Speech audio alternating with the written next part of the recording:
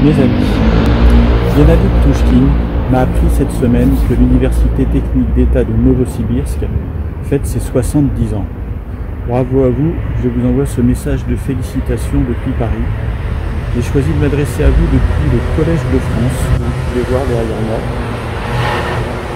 C'est ici que les professeurs, dont les travaux sont les plus connus et reconnus de France, donnent des cours gratuits et ouverts à tous. La Sorbonne se trouve à quelque part. Je suis venu plusieurs fois dans votre université depuis 2015, lorsque mon collègue et mon ami Jacques Sabot m'a fait découvrir votre grande ville de Novosibirsk. J'y ai fait de belles rencontres et je suis toujours heureux de pouvoir venir voir mes amis en Sibérie. Les présentations que j'y ai données à vos étudiants, certaines fois, ou à une assistance scientifique nationale et internationale lors des conférences que vous avez organisées, avaient pour thème l'accessibilité numérique et pédagogique. Pour les personnes porteuses de handicap liés à l'écrit, c'est en effet une de mes spécialités depuis plus de 20 ans. Aujourd'hui, dans tous les pays, de plus en plus d'enfants handicapés sont accueillis dans les écoles ordinaires, puis vont à l'université.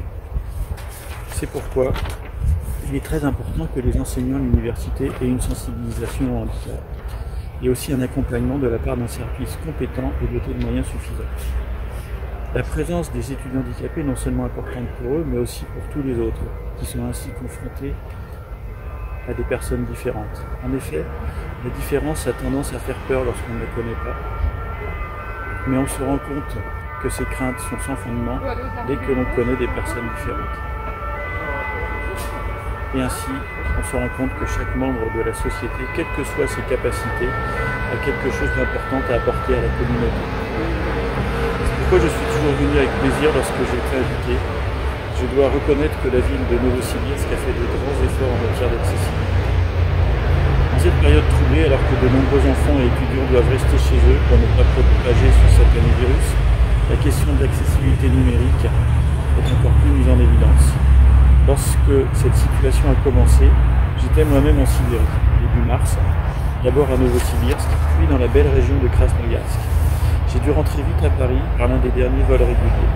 Nous avons dû, à Paris, enseigner à distance. Ce fut difficile pour les enseignants.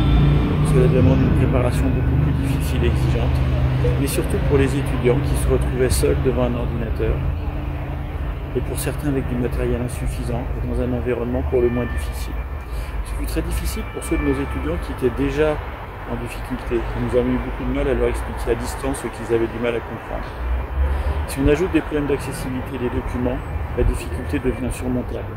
C'est pourquoi il est extrêmement important de former les futurs techniciens et ingénieurs qui sont ceux qui vont développer les technologies de demain.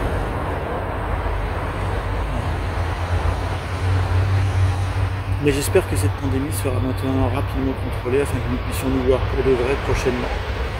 J'ai hâte de venir vous rendre visite de nouveau en Sibérie, partager le verre de l'amitié, discuter de pédagogie et de sciences dans notre belle université. Pour terminer, je veux vous remercier pour tous les bons moments que j'ai passés avec vous à Novosibirsk. Bon anniversaire mes amis, que la fête soit belle. Et je vais trinquer avec vous cet excellent vodka que j'ai ramené de mon dernier voyage.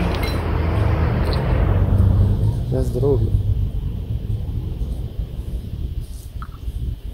Allez, bon anniversaire et j'espère à très bientôt.